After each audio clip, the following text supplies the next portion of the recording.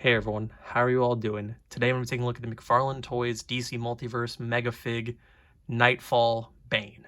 I am beyond fucking thrilled to have this figure. I got this from the McFarlane site when it went up and came in so early from what I expect. I love McFarlane Toys. I love that they wait to show off figures until they're right about to come out, you know? I love the fact that Marvel Legends we know, but we know like so far in advance, like almost a year, and it's like the hype builds and the anticipation and everything like that, but it's not the same as, like, there's something so cool about getting, seeing a figure solicited like this Bane was, and then bam, he just comes right out. And that was so cool, and this figure he does not disappoint. This is the Bane figure that I've personally wanted, and I know a lot of us Bane fans have wanted for, God, like 10, 20 years at this point. Like, Jesus. It's been so long since we've needed a good Bane, and we finally got it with this one. And the only one that I can say without a question that's going to top it in certain aspects is going to be the Megafig one. And that's, of course, a given. That's an import. It's, bigger. Well, it's not bigger. This one's bigger. But it's, it's going to be, have a lot more stuff with it and all that good stuff. And speaking of this Bane, you're looking at it. He doesn't come with any alternate fists, which I know pissed off a lot of people. And understandably so, I wish he did come with those, because the package looks really empty. It's a big package and it looks really empty without them in it. But there's people, making third-party ones, 3D printed. They won't have any hinges, but they look good. And I'll probably end up picking up a pair of those and probably either having them in a recent pickups video or maybe just making its own video itself. But I think it's fine.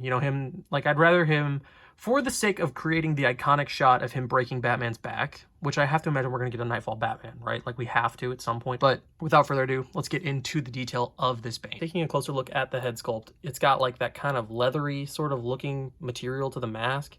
Looks so good. We got the classic look of his mask as well. He's got like a little bit of military gear going on too, to like add a little bit of, just kind of something else going on. He's got the belt. He's got the jeans texture as well as his tank top texture. The skin looks really good as well.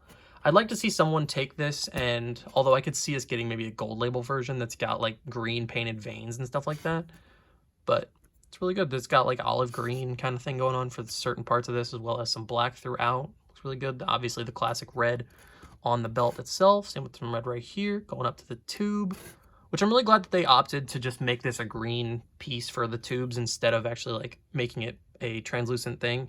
Got a little bit of his back muscle going on there. The tank on the back, which looks really nice. These are very pliable, so you don't have to worry about that for the articulation, which we will get into in a minute here. But he's obviously got the bigger gauntlet. There's some battle damage to it as well. The pockets on the jeans, the stitch work on that looks really nice. Sculpted stitch work. He's got his boots. And this guy's actually, his articulation is more in line with a Legends figure, which is really interesting. And makes the figure, adds a little something extra to the figure, which is really nice too. And speaking of the articulation, his head can go up about that far. Not too much, but I did actually mod it so it can go back a little bit farther. Can tilt, get a little bit of personality going on there. Rotation, shoulders go out that far, which is really good. Ooh, very tight detents. Same for the elbows, which go up about that far, about 45. Not too terrible. Rotation at the elbows themselves as well. As for the hands, they're actually on hinges. They're on hinges, and they rotate in and out, and then rotate, of course. Or they hinge in and out and rotate.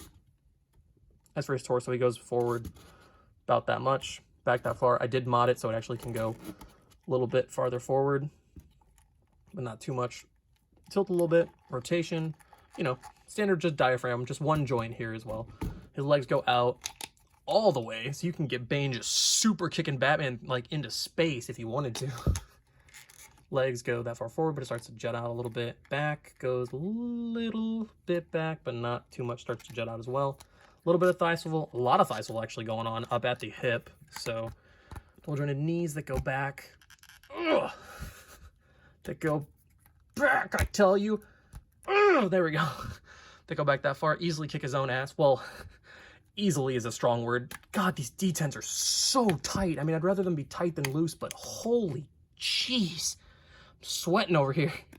The feet go back that far, up that far. There is no boot swivel. And then, because like I was saying, they actually are on a hinge. So he's got like Marvel Legends style. And then rotate a little bit. It's not a standard McFarlane joint. And then toe joint as well. One thing that is kind of a problem, I'm not sure what's going on with it, is that his one arm sticks out farther than this one. I'm not sure what's going on there. If it's maybe like not set in the arm properly or what, but something's a little wonky with that. It's not too much of an annoyance though, especially when you get them all posed up. But now on to some size comparisons. So first things first, here he is next to the McFarlane Toys DC Multiverse Batman Hush figure, but I did change out the legs, I painted the arms, I customized this figure a little bit. So he's actually a little bit shorter than the original Hush version, so he's actually, you know, a normal Batman height instead of like 8-inch scale along with all the 7-inch scale Justice League figures.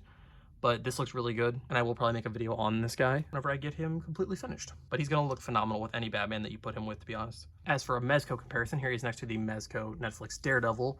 And I think this looks really good as well if you want to put him with a Mezco Batman. Ooh, it'll look phenomenal. As always, here he is next to the Marvel Legends Retro Captain America. And this looks really good as well if you want to have Batman and Captain America team up to fight Bane. That could be some really awesome ACBA. As for movie comparisons, here he is next to the Justice League Batman from DC Multiverse, and this looks good as well if you want to have him square off against Batfleck. And speaking of movie versions, here he is next to my custom 2.0 Robbat Bat, and this looks amazing as well. I would love to see a proper Bane done in the Batman universe. But I'm not going to show you that one for too long because I'm going to actually make a video on that hopefully soon here. Because this is a 2.0 compared to what my original one was, and it's so much better. And then I almost forgot, actually, but thankfully I remembered at the last second here. Here he is next to the Mafex Batman, the Hush Batman, and this looks so good. If you wanted to have Mafex Batman go against your McFarlane Bane, it'll look great. He'll be so hulking over him. And God, I cannot gush over this figure enough, honestly. So overall, it's very obvious. This is going to my top 10 of the year. I don't care what other figures are going to be in there. I will make room for this Bane because I have wanted this Bane for so long, and we finally have it, and they nailed it.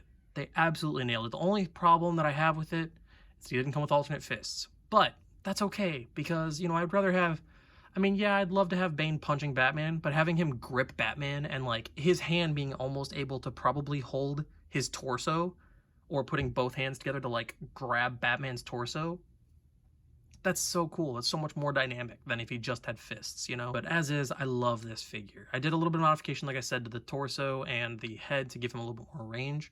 And I may do more, doubtful, but I may. I haven't decided yet. And I am just so beyond happy to have this figure. And I can't wait for that Deathstroke, excited for the Talon. I'm so excited for all these figures that McFarlane has been making. Like, McFarlane, if you need someone to take a look at products, please reach out. I will happily do so because I absolutely love McFarlane's stuff, and this is my favorite line. Honestly, my favorite line of the year. I loved all the Marvel Legends that we've gotten this year, but McFarlane really turned around this year to just knock it out of the park. Like starting off the year with like the Batman figures, all the way up till now with these, you know, classic or rebirth Deathstroke and the Talon from New 52 and this Bane from Knightfall and all that stuff. Like the Parallax that just came out, the Superwoman and Owlman, like all these figures that I've gotten lately have been so good. They've been just absolute knockouts, including this figure, especially this figure. And McFarlane killed it this year. Like just company of the year. I love the stuff that's coming out for Hasbro, but Hasbro always kills it, you know? McFarlane, they've always killed it, but they really stepped up their game this year. So yeah.